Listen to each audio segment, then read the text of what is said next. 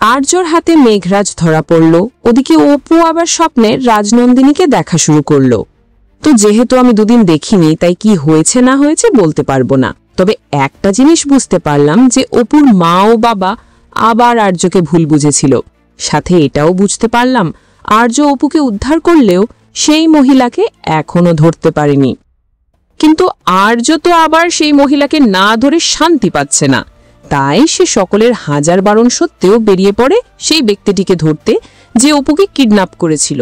আর সেখানে গিয়ে আর্য এবং কিঙ্কর দেখতে পায় একটা মহিলা মৃত অবস্থায় সেখানে পড়ে রয়েছে। কিন্তু তার সাথে তারা এটাও বুঝতে পারে আরও একটা মহিলা রয়েছে যে পালিয়ে গেছে। এরপর তারা যখন পায়ের ছাপ ফলো করা শুরু করে তখন তারা মেঘরাজকে সেখানে পায়।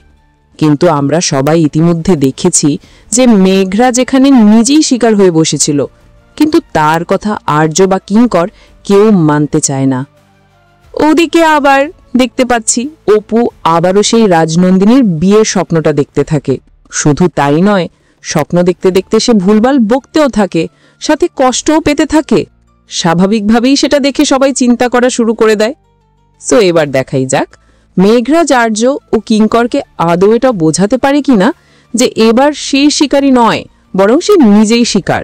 আর ওদিকে রাজলক্ষ্মী দেবী অপুর এই স্বপ্ন নিয়ে কিছু জানতে পারে কিনা অবশ্যই জানিও কিন্তু কমেন্ট করে।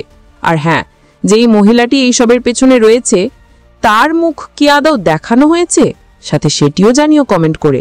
দেখুন চিরদিন তুমি যে আমার, প্রতিদিন সন্ধ্যে 6:30 শুধুমাত্র জি বাংলায়।